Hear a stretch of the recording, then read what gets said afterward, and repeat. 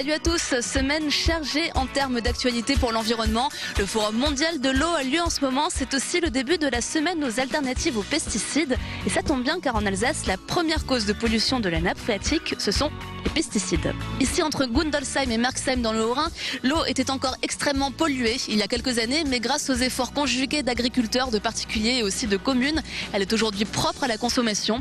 Dans cette émission, nous allons rencontrer beaucoup de personnes en Alsace qui œuvrent aujourd'hui pour un environnement et une eau plus propre. Ce panneau, vous le connaissez ? 9 communes en Alsace l'ont depuis quelques mois. Ne bougez pas, nous vous en parlons dans quelques instants. Mais tout de suite, on va derrière nous à Gundolsheim à la rencontre du syndicat de l'eau.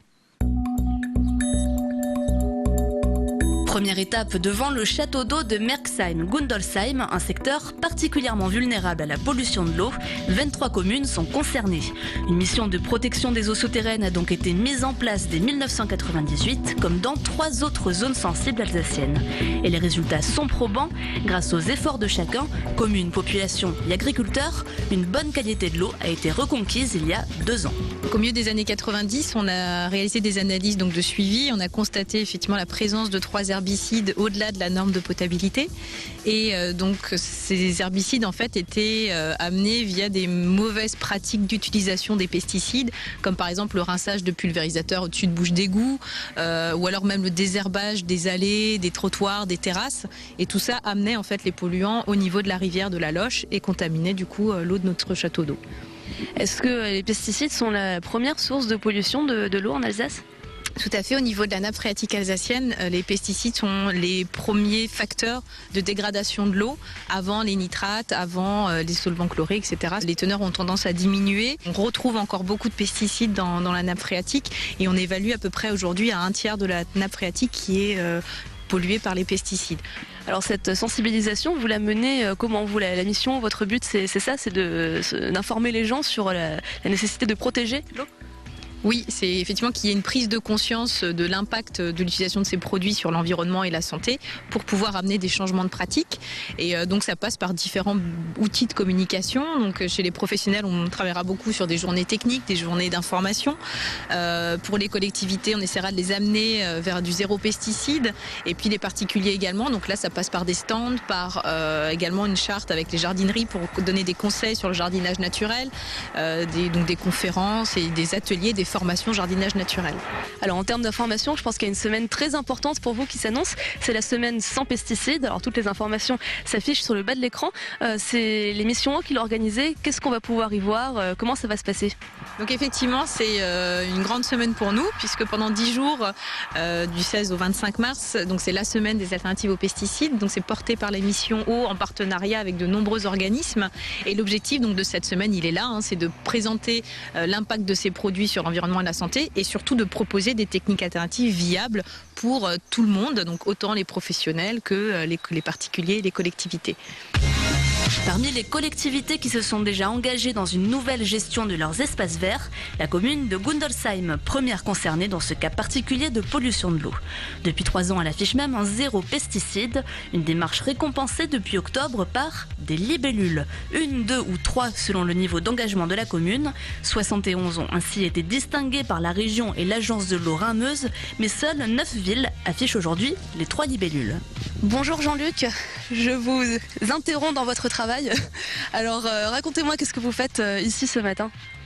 En fait là je fais de l'entretien, donc je prépare les plantes pour la saison en fait. Et puis j'enlève ce qui est mort de l'hiver, ce qui a gelé. Alors zéro pesticide, ça veut dire quoi concrètement ? Ça veut dire qu'on ne met plus d'engrais, qu'on laisse les mauvaises herbes pousser, qu'on désherbe plus ? Comment ça se passe ? Si, on désherbe mais différemment. Et donc effectivement il y a des endroits où on laisse pousser, parce qu'il y a dans les fameuses mauvaises herbes, c'est une herbe indésirable dans l'endroit où elle se trouve. Donc ça explique tout en fait quoi. Donc après par rapport à ça on va laisser pousser ou pas, suivant les endroits, suivant le degré de propreté qu'on doit avoir entre guillemets quoi. Alors pour désherber sans pesticides, comment on fait ? Eh ben il y a plein de méthodes, il y a le chalumeau, donc c'est à gaz, il y a l'eau chaude. Moi j'ai un petit outil magique, c'est super, seulement il faut se baisser quoi. Ça demande un petit peu d'huile de coude et puis à chaque passage on passe un petit coup comme ça et puis ça va très bien.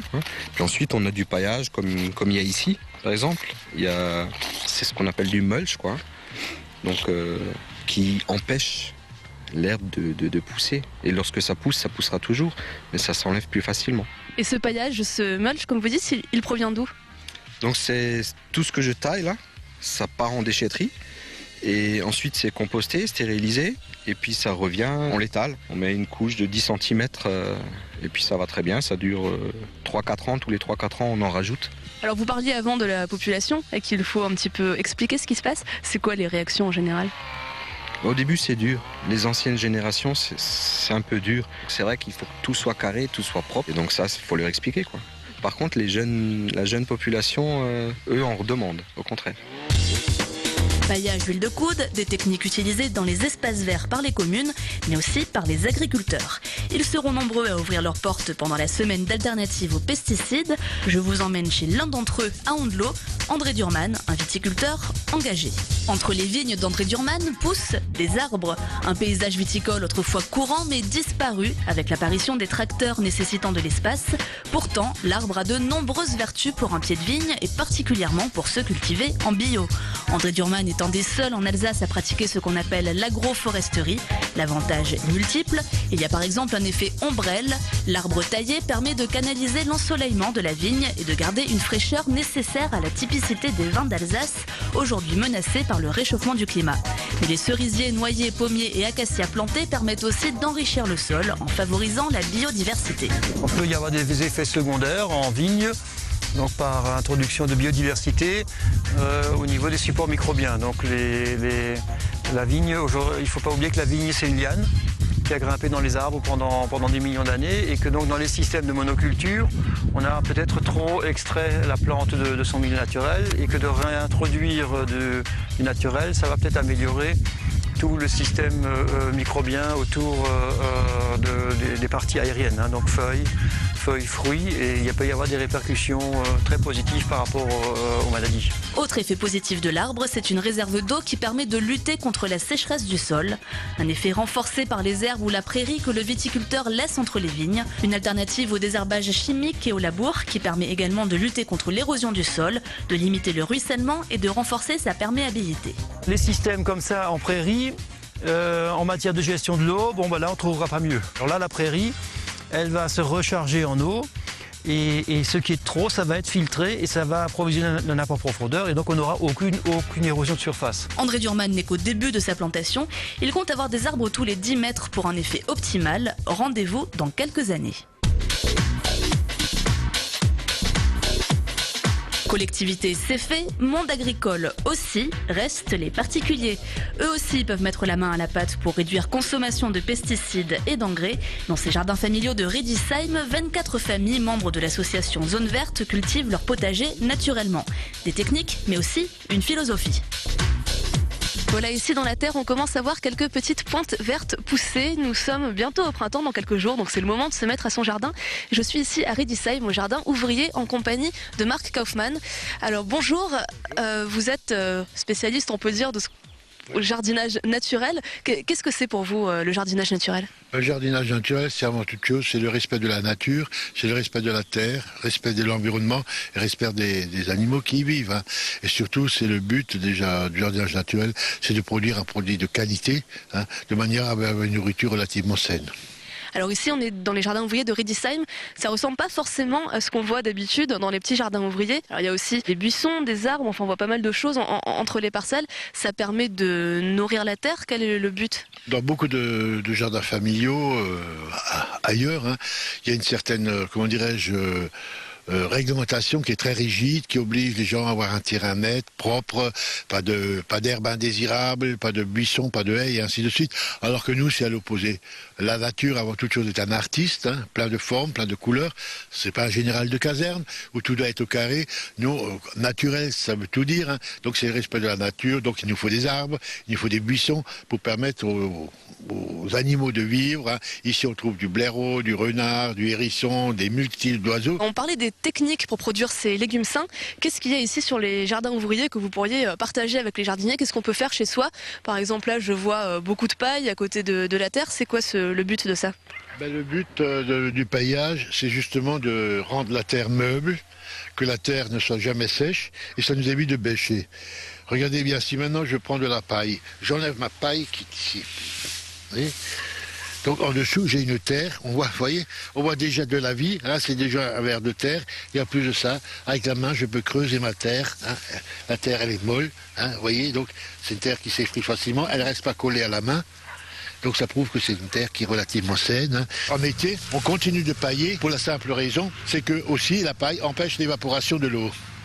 Donc on limite l'arrosage, pour pas dire pratiquement on le réduit pratiquement zéro. Il faut savoir que les jardins familiaux ici, il n'y a pas de point d'eau, donc les jardiniers ils économisent au maximum tout ce qui a trait à l'eau. D'un côté la paille c'est une protection, deuxièmement ça sert aussi de nourriture aux vers de terre et à développer cette colonie. Parce que qu'est-ce qu'ils vont faire? Ils vont manger la paille, ils lui restituent sous forme de fumure, ils creusent des galeries et donc les galeries permettent à l'air et à l'eau de pénétrer. On a tout à gagner et surtout on gagne du temps et on a pas mal d'eau. Vous disiez que vous ne bêchez pas.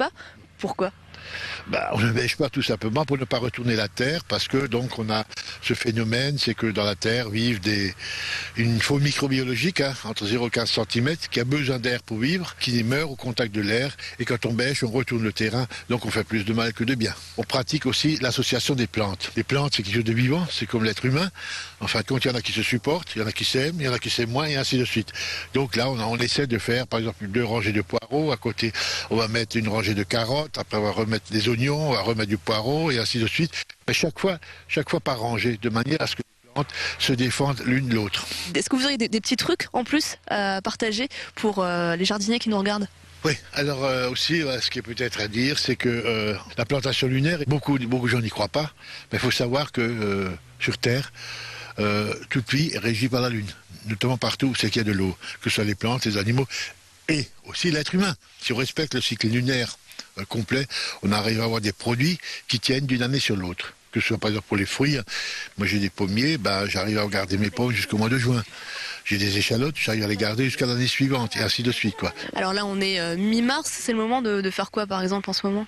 Déjà commencer à préparer son jardin. Avant toute chose, il faut faire un plan de jardin pour arriver donc à réaliser l'association des plantes, doublée de la rotation des plantes. Voilà. Donc ça, c'est la première chose à faire. On le fait en général sur papier. Dedans, un jour, il pleut. Et puis après, donc, on va démarrer tout doucement dans le jardin en commençant à planter oignons, ail, échalotes, pommes de terre, certains semis de carottes déjà, et ainsi de suite. Eh bien, à vos râteaux, alors c'est le moment de s'y mettre. Vous pouvez aussi suivre des cours de jardinage gratuits ici à Riedisheim. C'est tous les 2e vendredis du mois. Les informations s'affichent sur le bas de l'écran, tout comme l'adresse de notre site internet où vous pouvez retrouver cette émission. Et moi, je vous dis à la semaine prochaine. Salut!